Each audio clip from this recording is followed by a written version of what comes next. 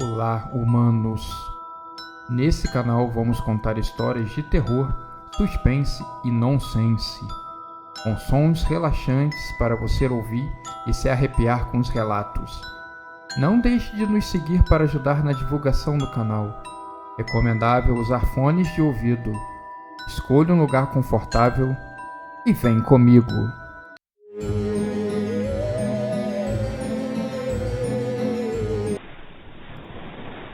O fim de um relacionamento marcante, de certa forma, o deixa vazio, perdido. A esperança de um futuro melhor se perde. É como se do nada um buraco se abrisse e você fosse tragado, se vendo preso e sufocado embaixo da terra. Seus verdadeiros amigos como os bombeiros, aqueles que vão cavar até resgatar você. E foi um desses amigos que me deu a dica que me ajudou bastante. E não foi nada demais. A verdadeira sabedoria vem de onde menos imaginamos. Ele me deu uma dica bem corriqueira, por sinal. Para se achar, é preciso voltar às origens, ao ponto de partida. Fazer coisas que você tinha deixado de fazer. Voltar às origens talvez fosse recorrer à minha mãe, mas ela não pertence mais a esse plano espiritual. Faleceu quando eu só tinha 2 anos de idade. A causa principal do fim do meu relacionamento foi a incompatibilidade de crenças. Ela, evangélica fervorosa. Eu, um pária sem religião que flertava sempre com a mediunidade. Recebia revelações, e quando elas aconteciam, não dava crédito. Pensava sempre que era apenas uma coincidência, nada além disso. No começo, as diferenças não impediam o amor. Acabava indo com ela todos os domingos na igreja. Não era tão chato quanto eu tinha em mente. Tinha músicas, dança, coral e etc.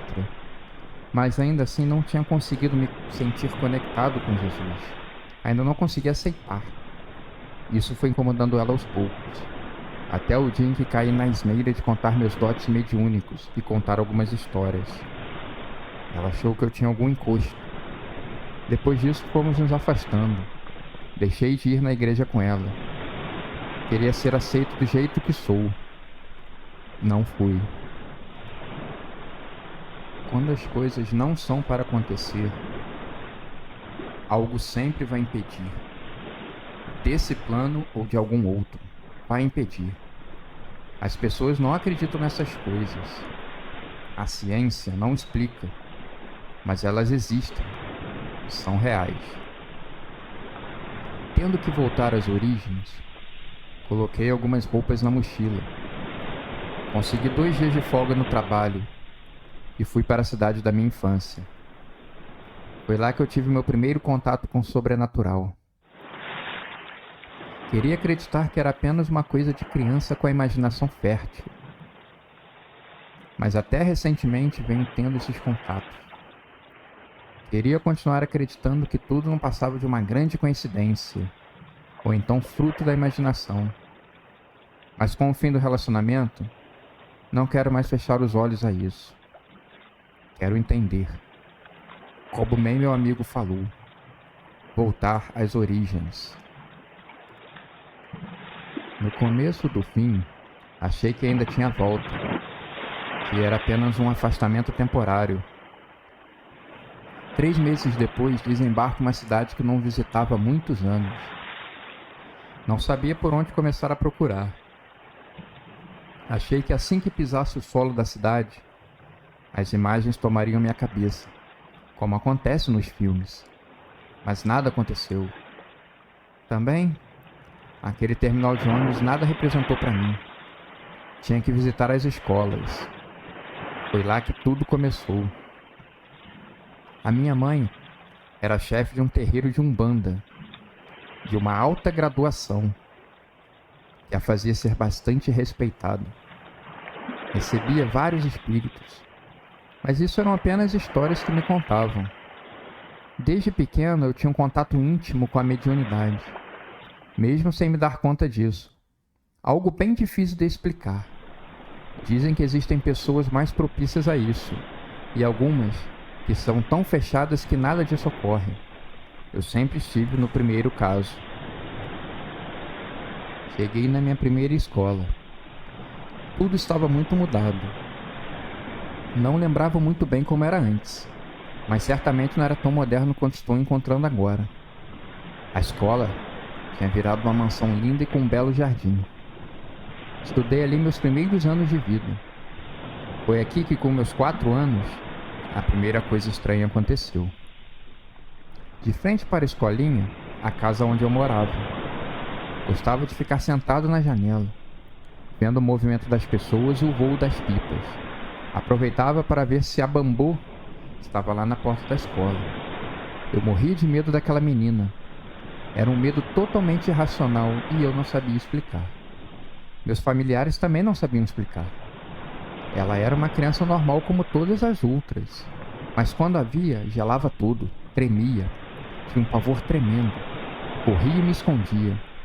Não queria ir mais para a escolinha.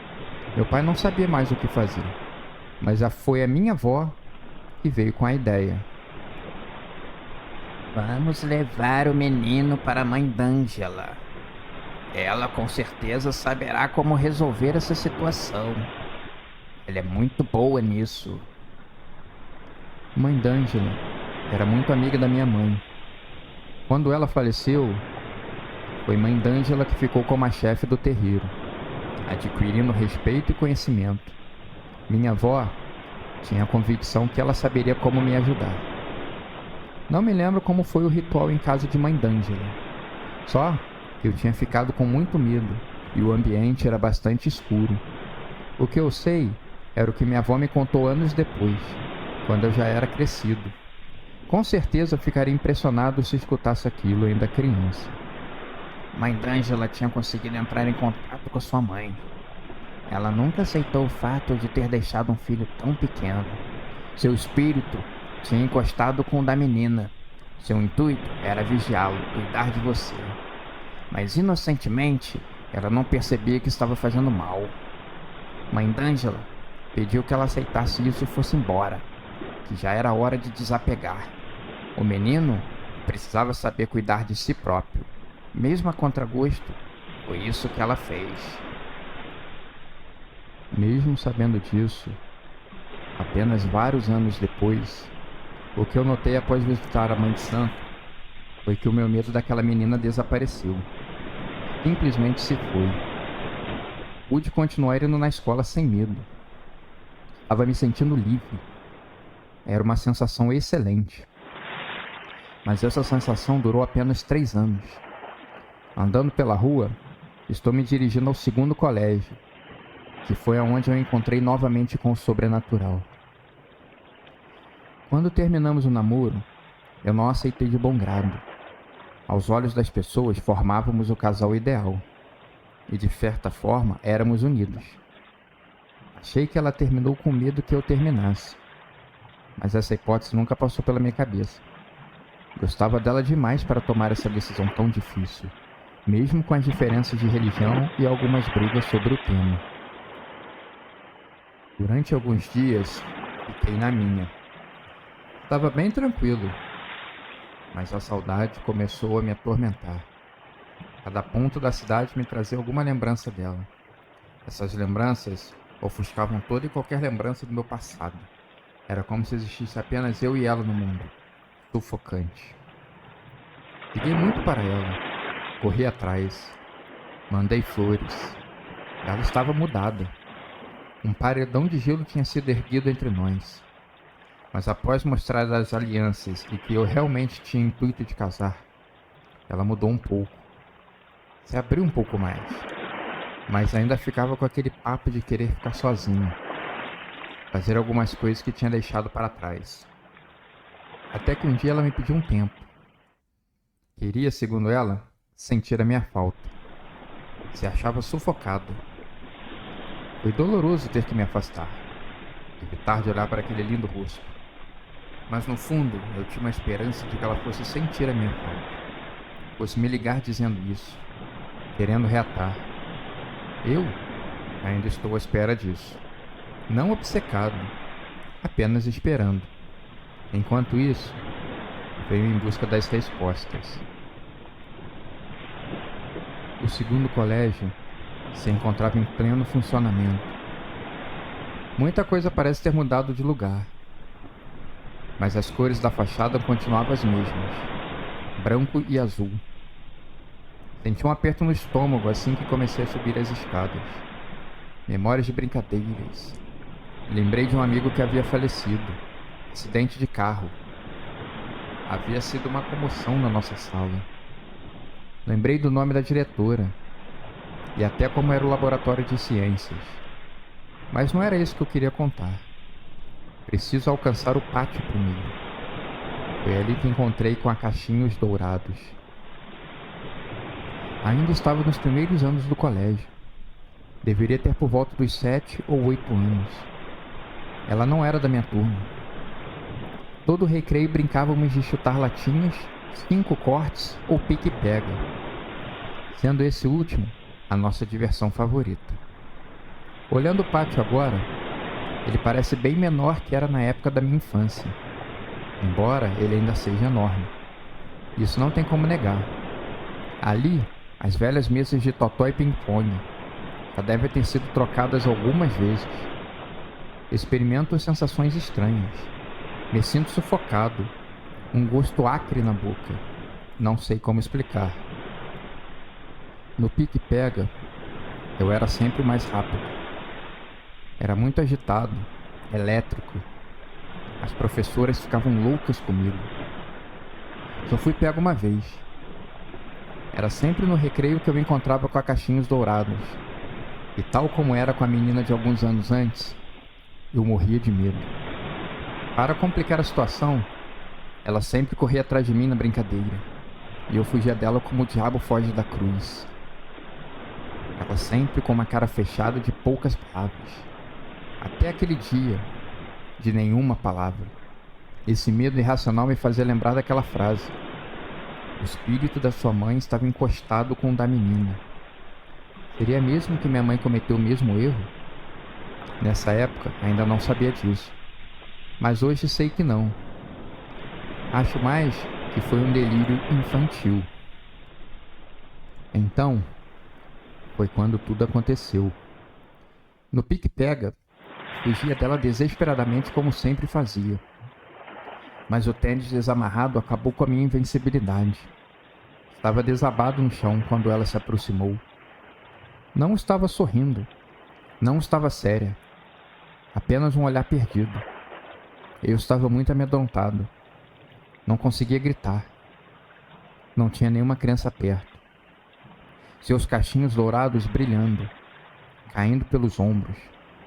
Com a mão branca como a neve alcançou meu braço e me tocou. Te peguei!